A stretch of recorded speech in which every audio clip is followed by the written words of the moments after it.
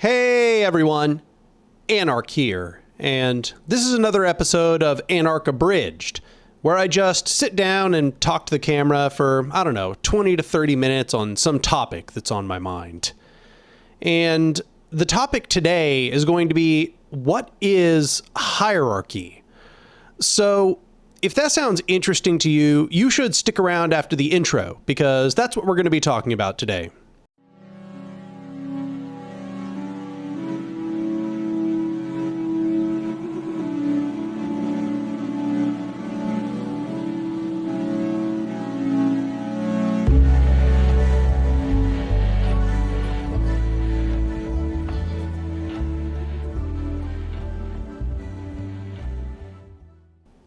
So this topic is actually one that gets brought up a lot in the comments section of my videos.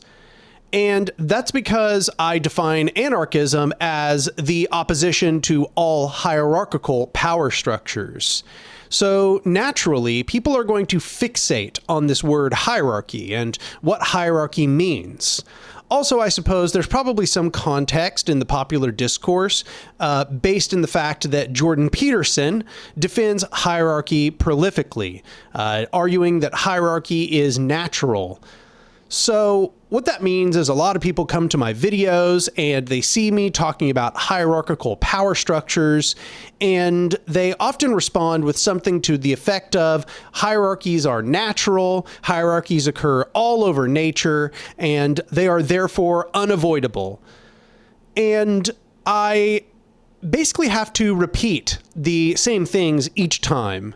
So as with a lot of the material that I create on this website, I am making this video with the hopes that I'm going to be able to create a resource where all of my thoughts on this idea of hierarchy are kind of all in one place. Let me start by saying a hierarchical power structure, which is what I'm usually referring to, or almost always referring to in my work when I talk about hierarchy, is really not the same as this word hierarchy writ large. That is to say, not every hierarchy is a hierarchical power structure. So first I'm going to talk about what hierarchy is, and then I'll move on to what I mean by a hierarchical power structure.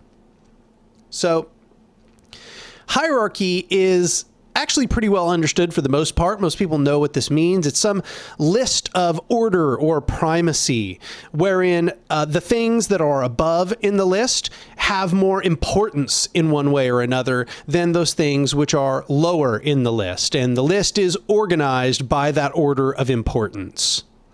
So it's understandable how, with this understanding, with this definition, most people come to the conclusion that hierarchy is everywhere, that there are lists of order, primacy, or importance all over the place in nature, in the natural world, preceding living things before even the existence of organic life. You might even be able to conceive that there is hierarchy in this conception. I don't necessarily agree with that assessment, but I can understand why someone would come to that conclusion given that understanding of the word hierarchy. So I just want to differentiate this with what I call a hierarchical power structure. A hierarchical power structure is not just any hierarchy. It is a structure by which power is determined and distributed. So by power, I just want to clarify here that I mean the ability to enact one's will. And that is to say it is the coordination between means and ends. Not only do I desire something, but I am able to attain that thing, that goal. And that is what I mean by power. And by power structure, I mean some consistent mode of organization of power. Power being distributed in some way or another in a consistent fashion, such that we can understand it as a structure in that sense. And by a hierarchical power structure, I am talking, therefore, about a power structure wherein power is monopolized at the top of the structure, and wherein it is enforced through what I call domination, which is to say either coercion, threat of coercion, or deception. So that's what I mean by a hierarchical power structure. It is a pyramidal structure where power is concentrated up at the top of that structure. And that structure, I contend, will almost always maintain itself through coercion, through forceful violence, and through deception of people, and that it can only maintain itself in that sense. So you can see that this is kind of like distinctly different from just this loose concept of a hierarchy. You may argue that hierarchies are all over the place, but hierarchical power structures are not normal in nature. Hierarchical power structures are extremely arbitrary and essentially have been created by humans. In the animal kingdom, hierarchical power structures, if they exist at all, which I would contend they really don't, are extremely rare and are mostly relegated to species with very low intelligence and very little problem-solving skills, who typically solve things through violence. Whereas species with high intelligence and who are typically some sort of social species, they tend to be more horizontal. The more intelligent the species is, the more capability it tends to have to develop horizontal power structures. So I'll make the contrast now. I've talked about what I mean by a hierarchical power structure. So what do I contrast this to? I contrast this to a horizontal power structure. A horizontal power structure is one which rests in two opposite principles. The two previous principles I described, that monopolization of power, I call authoritarianism. And that, those three things, violence, threat of violence, or deception, I class those together and I call them domination. So there are two opposite principles to horizontal power, and they are libertarianism, which is distribution of power to the masses of people, and mutuality. And mutuality are the impulses of self-defense, cooperation, and sharing of knowledge, of free thought and free knowledge. These are opposite principles to hierarchical power structures, I contend. And I contend that insofar as that hierarchical power structures try to do one of those other two things, that is to say libertarianism or mutuality in some sense, they're going to fail to do so in the long run. They're going to strangle complexity. They're going to strangle the capacity for people to defend themselves, to have autonomy, to cooperate successfully with one another, to spread knowledge, and to facilitate the free spread of knowledge. The hierarchical power structures are anti that. And insofar as that they are able to do that at all, it is because they have to maintain some amount of that, or else they'll just be destroyed. They won't be able to live in this great choosing process of reality. So let's kind of take it a few steps back. Even though I contend that a hierarchical power structure is a universal evil, you might say, that it's a bad thing in a universal sense, that there is no good reason to use a hierarchical power structure unless you are the dominator. That is to say, you are higher and higher up that pyramidal structure that I just described, right? That you are the person that holds that monopolized power, in which case the hierarchical power structure obviously does indeed benefit you. But if we're trying to achieve greater tasks about human flourishing, and we're trying to create a society that is good for the majority of humans, I contend that a hierarchical power structure is universally bad. But I want to contrast that with hierarchy in a general sense. Hierarchy in a general sense is kind of a nebulous concept. And that is to say, sometimes it may be fine, it may be acceptable under consensual circumstances. So an example I often give when I'm having this discussion is sports. In sports, what we have is what you might call a consensual hierarchy. Everybody who has entered the game has consented to competing. Notice that no one is forced into this structure. They simply opt into this structure. And if somebody plays the sport, they are agreeing to the rules. And if somebody doesn't, say, participate in a soccer match or a football match, they will not then therefore be deprived of the ability to live their life. I mean, obviously, you could bring up fiddly distinctions about players that, make a profession on it and all of that. But I think that would be getting kind of astray of the point. People are not forced to play the game of soccer to live their lives, right? They can opt in to playing soccer or not opt in to playing soccer. And if they would like to get better and better and better at playing soccer, then they are opting into that structure in a broader sense. Now, that's not to say that the structure of those teams, that is to say the private ownership of those teams and the leagues themselves, are consensual hierarchies. They're not. I would say those are hierarchical power structures. The owners who own the leagues, the owners who own the teams, and so on, the players do not get to opt in or out of that structure. That structure, that is a monopolizing factor, okay? So here what we have is sort of a difference. What we have is kind of, by the very nature of a game, there's this, and I should say a game with winners and losers. Obviously, there's games without winners and losers, but I'm talking about competitive games, okay? Or zero-sum games in a general sense. People are opting into those rules.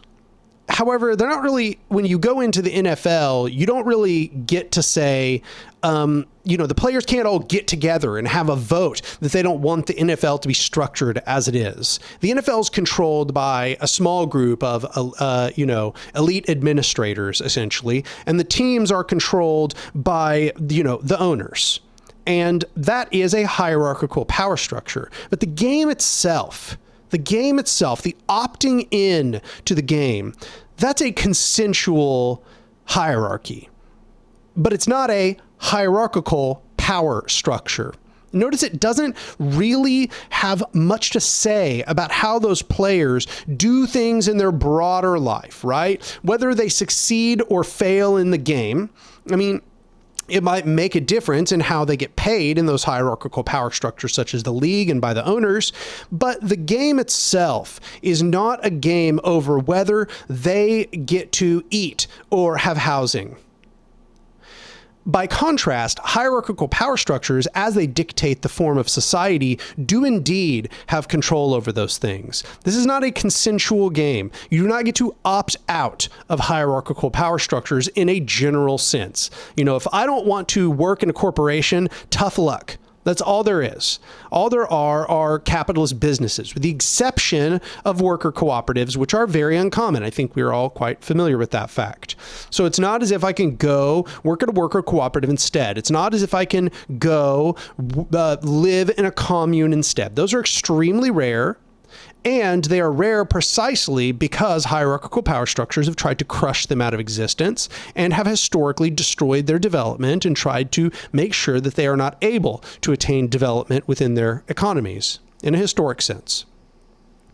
So one might notice that there's sort of like ambiguity by what is meant here, in a hierarchy or a hierarchical power structure. And the majority of people who are responding to my videos that are talking about hierarchies being natural, they're talking about hierarchies, not hierarchical power structures. I'm being very clear. And part of the reason why I'm being so clear here is because I think this is sort of the underlying premise of all anarchist political analysis, or rather one of the principles, is this sort of opposition to hierarchical power structures. And that is really the key to understand here. I just want to emphasize that fact. Hierarchies in a general sense could be consensual, but hierarchical power structures are by their very nature non-consensual. You can't really opt out of them, and they seek to expand their monopolization. So that makes it harder and harder to opt out. One might imagine that you have hierarchical power structures that exist and they don't totalize everything. They don't control every single part of society. But that is a negative outcome to a hierarchical power structure. A hierarchical power structure wishes to destroy all places where one could escape. They want to destroy all alternatives that one could choose instead of hierarchical power structures. So that's why they're extremely rare. And the hierarchical power structures seek to make them increasingly rare. They seek to monopolize or totalize the field of power, as one might say. By contrast, horizontal power structures, although they too seek expansion, they seek to distribute power. They seek to enable people to defend themselves. They emphasize autonomy and cooperation. And so what that means is, if you value a society of cooperation, if you value a society of autonomy and freedom in a general sense, then you actually should inherently be opposed to hierarchical power structures. And that's to say nothing of hierarchies, which, as we said, is sort of nebulous, and what is meant by that and how you feel about that, that's another topic.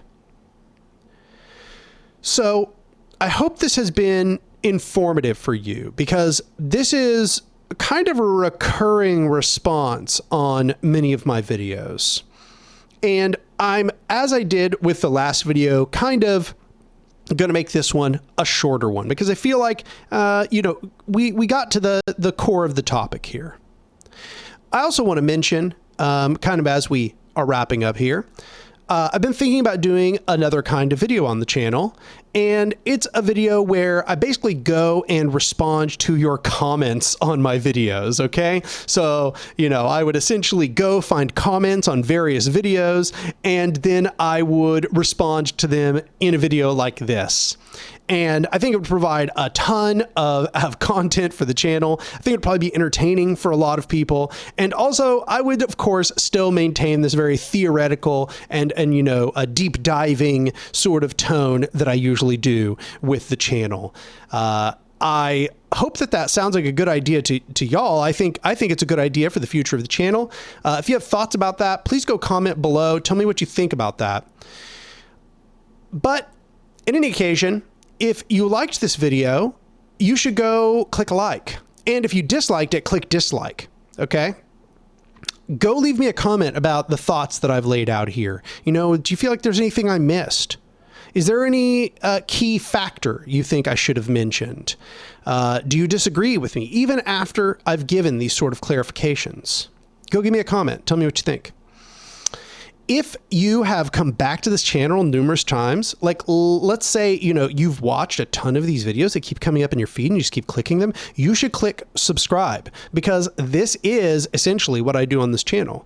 I don't talk about political topics. I talk about political theory in a general sense, kind of taking this more philosophical thrust. So this is definitely what the channel's about. And if you like it, you should go subscribe to the channel. Lastly, if you're already subscribed to the channel and you've been liking videos back to back, and you're interested in the work that I'm doing here and you'd like to support me in doing that work, you should become a patron on my Patreon, which is patreon.com/anarch, which is ANARK, which is, of course, down in the description as well.